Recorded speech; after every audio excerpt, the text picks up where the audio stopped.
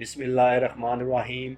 شب برات شبان المعظم کی 15ویں رات کو شب برات کہا جاتا ہے۔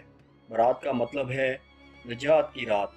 اس رات کی خصوصیت یہ ہے کہ اس رات میں اللہ تعالیٰ اپنے نیک بندوں کو اپنی خصوصی رحمت سے نوازتا ہے۔ اس رات میں ہر امر کا فیصلہ ہوتا ہے اور اللہ تعالیٰ اپنی مخلوق میں رزق تقسیم فرماتے ہیں اور پورے سال میں اپنے بندوں سے سرزد ہونے والے اعمال اور پیش آنے والے واقعات سے اپنے فرشتوں کو باخبر کرتے ہیں۔ حضرت ابو بکر صدیق رضی اللہ تعالیٰ عنہ سے روایت ہے، وہ فرماتے ہیں کہ رسول اللہ صلی اللہ علیہ وآلہ وسلم نے فرمایا، اٹھو شعبان کی 15ویں رات کو، اس لیے کہ بالیقین یہ رات مبارک رات ہے۔ اس رات کو اللہ تعالیٰ اپنے بندوں سے فرماتے ہیں، ہے کوئی ایسا جو مجھ سے بخشش طلب کرے اور میں اسے بخش دوں، اور تندرستی مانگے اور میں اسے تندرستی دوں، ہے کوئی محتاج کہ آسودہ حالی چاہتا ہو تو اس کو آسودہ کر دوں۔ چنانچہ صبح تک اللہ تعالیٰ یہی ارشاد فرماتے ہیں حتیٰ کہ فجر ہو جاتی ہے۔ حضرت علی المرتضیٰ رضی اللہ تعالیٰ عنہ سے روایت ہے کہ رسول اللہ صلی اللہ علیہ وآلہ وسلم نے فرمایا، جب شعبان کی 15ویں رات ہو تو قیام کرو اور دن کو روزہ رکھو، کیونکہ نصف شعبان کی رات سورج غروب ہوتے ہی اللہ تعالیٰ آسمان کی طرف نزول فرماتے ہیں اور 4 لوگوں کو چھوڑ کر باقی سب کی بخشش کر دیتے ہیں۔ ان 4 لوگوں میں سب سے پہلے نمبر پر وہ ہے جو مشرک ہو، یعنی اللہ پاک کی ذات مبارکہ میں غیر اللہ کو شریک کرتا ہو۔ دوسرا وہ ہے جو اپنے دلوں میں دوسروں کے لیے کینہ رکھتا ہو۔ تیسرے وہ جو رشتہ داروں سے قطع تعلق کرتے ہوں۔ چوتھے نمبر پر بدکار عورت اور مسلسل شراب پینے والا۔ ایسا ہرگز نہیں، ان لوگوں کی کبھی بخشش نہیں ہو سکتی، بلکہ سبب یہ ہے یہ اپنے گناہوں سے سچے دل سے توبہ کر لیں، کیونکہ توبہ کرنے کی توفیق بھی اللہ تعالیٰ کی طرف سے ہے۔ بس جب تمہارے دلوں میں یہ خیال غالب آ جائے کہ میں نے زندگی میں بے شمار گناہ کر لیے تو توبہ کر لو، پاک ہے وہ ذات جو تمہیں توبہ کرنے کی توفیق دے گی، تو اس بری عادت سے تمہارا چھٹکارا بھی ممکن بنا دے گی۔ بس تم اپنے رب کی طرف رجوع کرنے میں دیر نہ کرو۔ حضرت عائشہ صدیقہ رضی اللہ تعالیٰ عنہ فرماتی ہیں کہ حضور سرور کونین صلی اللہ علیہ وآلہ وسلم نے مجھ سے ارشاد فرمایا، اے عائشہ، کیا تم نہیں جانتی آج کی یہ شب نصف شعبان کی شب ہے؟ یہ رات 1000 راتوں سے افضل ایک ایسی رات ہے جب اللہ تعالیٰ اپنی مخلوق کے بنی قلب کی بکریوں کے بالوں کے برابر گناہوں کو بخش دیتے ہیں اور دوزخ سے آزاد فرماتے ہیں، سوائے 6 لوگوں کے۔ پہلا شراب کا عادی، دوسرا والدین کا نافرمان، تیسرا زنا کرنے والا، چوتھا قطع تعلق کرنے والا، پانچواں فتنہ باز اور چھٹا چغل خور۔ ایک مرتبہ حضرت عیسیٰ علیہ السلام کسی پہاڑی کے پاس سے گزر رہے تھے کہ آپ کی نظر ایک عجیب و غریب جھونپڑی پر پڑی۔ آپ رک کر حیرت سے اسے دیکھنے لگے۔ عین اس موقع پر اللہ تعالیٰ نے وحی نازل فرمائی اور ارشاد فرمایا، اے عیسیٰ، کیا میں اس سے زیادہ عجیب چیز تم پر ظاہر نہ کر دوں؟ عرض کیا، جی ہاں ضرور۔ چنانچہ اس جھونپڑی میں سے ایک بزرگ ہاتھ میں عصا لیے باہر آئے۔ حضرت عیسیٰ علیہ السلام نے اس بزرگ سے پوچھا، آپ کتنے عرصے سے اس جھونپڑی میں عبادت کر رہے ہیں؟ بزرگ نے جواب دیا، 400 برس سے۔ یہ سن کر حضرت عیسیٰ علیہ السلام نے بارگاہ الہی میں عرض کی، اللہ تیرے اس معجزے کو دیکھنے کے بعد میرا یہ گمان ہے اس بندے سے زیادہ عبادت گزار بندہ اور کوئی نہیں۔ اللہ تعالیٰ نے ارشاد فرمایا، اے عیسیٰ، میں میرے محبوب نبی کی امتی کا شعبان کے مہینے کی آدھی رات کی عبادت میں 2 نوافل نماز ادا کر لینا اس بزرگ کی 400 برس کی عبادت سے افضل ہے۔ حضرت ابو ہریرہ رضی اللہ تعالیٰ عنہ فرماتے ہیں کہ حضور اکرم صلی اللہ علیہ وآلہ وسلم نے فرمایا، میرے پاس آدھی شعبان کی رات میں جبرائیل امین علیہ السلام تشریف لائے اور عرض کرنے لگے، اے اللہ کے رسول، اپنا سر مبارک آسمان کی طرف اٹھائیے۔ میں نے ان سے دریافت کیا، ایسا کیوں؟ اس رات میں ایسا کیا ہے؟ حضرت جبرائیل امین علیہ السلام فرمانے لگے، یہ وہ رات ہے جس رات اللہ تعالیٰ رحمت کے 300 دروازے کھول دیتے ہیں اور ہر اس انسان کو بخش دیتے ہیں جس نے اس کے ساتھ کسی کو شریک نہ ٹھہرایا ہو، بشرطے کہ وہ جادوگر نہ ہو، سود خور نہ ہو، زانی نہ ہو، شراب کا عادی نہ ہو۔ ان لوگوں کے اللہ تعالیٰ اس وقت تک بخشش نہیں فرماتے جب تک وہ توبہ نہ کر لے۔ ماہ شعبان کی 15ویں شب کے بارے میں حضرت صلی اللہ علیہ وسلم فرماتے ہیں، اے عائشہ کیا تم جانتی ہو اس رات میں کیا ہوتا ہے؟ عرض کیا یا رسول اللہ بتلائیے اس میں کیا ہوتا ہے؟ آپ نے فرمایا اس رات کی فضیلت یہ ہے کہ آدم علیہ السلام کی اولاد میں سے جو شخص اس سال پیدا ہوگا اور جو اس سال میں مرے گا اس کا مرنا اور پیدا ہونا لکھا جاتا ہے، اور جو فرشتے ان کاموں پر مقرر ہیں ان کو اس امر کی اطلاع دی جاتی ہے، اور جتنا رزق مخلوق کو اس برس میں ملے گا سب لکھ دیا جاتا ہے۔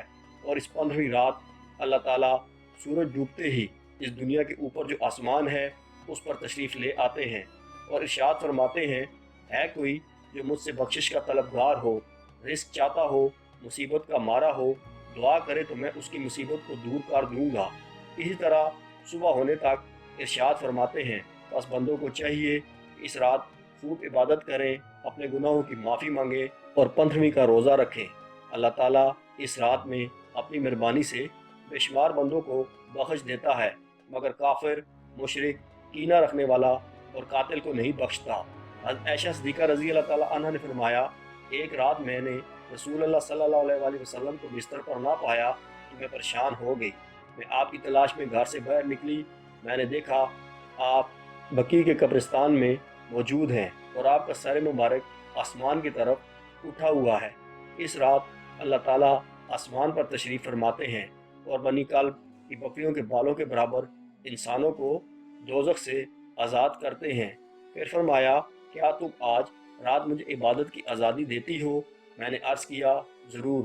پھر آپ نے نماز پڑھنا شروع کر دی اور قیام تخفیف کی سورہ فاتحہ اور ایک چھوٹی سی آیت پڑھی، اور پھر آپ سجدے میں چلے گئے، پھر آدھی رات تک سجدے میں رہے، پھر کھڑے ہو کر دوسری رکعت پڑھی اور پہلی رکعت کی طرح اس میں بھی قرات فرمائی اور چھوٹی سورت پڑھی، پھر آپ سجدے میں چلے گئے۔ یہ سجدہ صبح تک جاری رہا۔ میں دیکھتی رہی، جب آپ کو سجدے میں گئے زیادہ دیر ہو گئی تو مجھے اندیشہ ہو گیا کہ کہیں اللہ تعالیٰ نے اپنے رسول اللہ صلی اللہ علیہ وسلم کی روح مبارک کو قبض تو نہیں کر لیا۔ پھر جب میرا انتظار طویل ہو گیا، بہت دیر ہو گئی، تو میں آپ کے قریب پہنچی اور میں نے رسول اللہ صلی اللہ علیہ وسلم کے تلووں کو چھوا۔ آپ نے حرکت فرمائی تو میں نے خود سنا، آپ سجدے کی حالت میں یہ الفاظ ادا فرما رہے تھے، الہی میں تیرے عذاب، تیری عفو اور بخشش کی پناہ میں آتا ہوں، تیرے قہر سے، تیری رضا کی پناہ میں آتا ہوں، تجھی سے پناہ چاہتا ہوں، تیری ذات بزرگ و برتر ہے، میں تیری شایان شان ثنا بیان نہیں کر سکتا، تو آپ ہی اپنی ثنا کر سکتا ہے اور کوئی نہیں کر سکتا۔ صبح کو میں نے عرض کیا، کیا آپ سجدے میں ایسے کلمات ادا فرما رہے تھے کہ ویسے کلمات آپ کو ادا کرتے ہوئے میں نے کبھی نہیں سنا؟ حضور نے دریافت فرمایا، کیا تم نے ادا کر لیے؟ میں نے عرض کیا جی ہاں۔ آپ نے فرمایا، خود بھی یاد کرو اور دوسروں کو بھی سکھا دو، کیونکہ جبرائیل امین علیہ السلام نے سجدے میں مجھے ان کلمات کو ادا کرنے کا حکم دیا تھا۔ شب برات کی رات حضرت علی رضی اللہ تعالیٰ عنہ عشاء کی نماز کے بعد گھر کی طرف جا رہے تھے، دیکھا ایک شخص راستے پہ رضائی اوڑھ کے سو رہا تھا۔ بس یہ دیکھنا تھا تو حضرت علی رضی اللہ تعالیٰ عنہ قریب گئے اور فرمانے لگے، اے شخص آج رات کون سی ہے؟ وہ کہنے لگا، یا علی آج 15 شعبان ہے۔ بات جب یہاں تک پہنچی تو حضرت علی رضی اللہ تعالیٰ عنہ نے فرمایا، یہ رات بیداری کی رات ہے۔ میں نے اللہ کے رسول صلی اللہ علیہ وسلم سے سنا کہ اس رات اللہ آسمان کے فرشتوں کو حکم دیتا ہے کہ جاؤ زمین کی طرف، اور وہ فرشتے حضرت میکائیل اور حضرت اسرائیل علیہ السلام کے پیچھے ہوتے ہیں۔ حضرت میکائیل اور حضرت اسرائیل علیہ السلام ہر گھر میں آتے ہیں، کیونکہ اللہ کا حکم ہوتا ہے کہ اس رات اگر کوئی میرا بندہ اپنے گناہوں کے لیے پچھتائے اور مجھ سے آنے والے وقت میں اچھے اعمال کا وعدہ کرے، حضرت میکائیل علیہ السلام اس کی تقدیر میں ترامیم کر کے آنے والے سال میں زیادہ سے زیادہ رزق و فراوانی لکھنا۔ اور اللہ کا حضرت اسرائیل علیہ السلام کے لیے حکم ہوتا ہے کہ اے اسرائیل، ہر گھر جا کے دیکھ آنے والے سال میں جس گھر میں جو مرنے والا ہے اسے بتا کے بیدار ہو کے اپنے اللہ کی عبادت کر، کیونکہ باقی اس کی زندگی میں اتنی سانسیں اور اتنی دھڑکنیں موجود ہیں۔ اگر کوئی میرا بندہ اس رات اپنی زندگی میں میری عبادت کے لیے مجھ سے مہلت مانگے، اس کی زندگی میں فراوانی لکھنا، اور اگر وہ آنے والی زندگی میں مصیبتوں اور بیماریوں سے نجات مانگے، اس کی آنے والی زندگی سے ہر مصیبت کو ختم کر دینا۔ اے شخص، اس رات تمہارے پروردگار کا حکم ہوتا ہے، اے فرشتوں جاؤ ہر گھر میں نگاہ ڈالو۔ آج کی رات کسی بھی انسان کی کوئی بھی دعا رد نہ ہونے پائے۔ ان احادیث کریمہ اور صحابہ کرام رضی اللہ عنہم اور بزرگان دین رحمہ اللہ کے عمل سے اس رات میں 3 کام کرنا ثابت ہیں۔ 1، قبرستان جا کر مردوں کے لیے ایصال ثواب اور مغفرت کی دعا کی جائے، لیکن یاد رہے کہ نبی کریم صلی اللہ علیہ وآلہ وسلم سے ساری حیات مبارکہ میں صرف 1 مرتبہ شب برات میں جنت البقیع جانا ثابت ہے۔ اس لیے اگر کوئی شخص زندگی میں 1 مرتبہ بھی اتباع سنت کی نیت سے چلا جائے تو اجر و ثواب کا باعث ہے، لیکن پھول پتیاں، چادر چڑھاوے اور چراغاں کا اہتمام کرنا اور ہر سال جانے کو لازم سمجھنا، اس کو شب برات کے ارکان میں داخل کرنا ٹھیک نہیں ہے۔ جو چیز نبی کریم صلی اللہ علیہ وآلہ وسلم سے جس درجے میں ثابت ہے اس کو اسی درجے میں رکھنا چاہیے۔ اس کا نام اتباع اور دین ہے۔ نمبر 2، اس رات میں نوافل، تلاوت، ذکر و اذکار کا اہتمام کرنا۔ اس بارے میں یہ واضح رہے، نفل ایک ایسی عبادت ہے جس میں تنہائی مطلوب ہے۔ یہ خلوت کی عبادت ہے، اس کے ذریعے انسان اللہ کا قرب حاصل کرتا ہے۔ لہذا نوافل وغیرہ تنہائی میں اپنے گھر میں ادا کر کے اس موقع کو غنیمت جانیں۔ نوافل کی جماعت اور مخصوص طریقہ اپنانا درست نہیں ہے۔ یہ فضیلت والی راتیں شور و شغب اور میلے اجتماع منعقد کرنے کی راتیں نہیں ہیں، بلکہ گوشہ تنہائی میں بیٹھ کر اللہ سے تعلقات استوار کرنے کے قیمتی لمحات ہیں۔ ان کو ضائع ہونے سے بچائیں۔ نمبر 3، دن میں روزہ رکھنا بھی مستحب ہے۔ ایک تو اس بارے میں حضرت علی رضی اللہ تعالیٰ عنہ کی روایت ہے، اور دوسرا یہ کہ نبی کریم صلی اللہ علیہ وآلہ وسلم ہر ماہ ایام بیض 13، 14 اور 15 کے روزوں کا اہتمام فرماتے تھے۔ لہذا اس نیت سے روزہ رکھا جائے تو موجب اجر و ثواب ہوگا۔ باقی اس رات میں پٹاخے بجانا، آتش بازی کرنا اور حلوے کی رسم کا اہتمام کرنا، یہ سب خرافات اور اسراف میں شامل ہیں۔ شیطان ان فضولیات میں انسان کو مشغول کر کے اللہ کی مغفرت اور عبادت سے محروم کر دینا چاہتا ہے، اور یہی شیطان کا اصل مقصد ہے۔ بہرحال اس رات کی فضیلت بے اصل نہیں ہے، اور سلف صالحین نے اس رات کی فضیلت سے فائدہ اٹھایا ہے۔ اللہ پاک ہمیں دین کی مکمل سمجھ نصیب فرمائے اور ہمیں بہتر عمل کرنے کی توفیق عطا فرمائے۔ آمین۔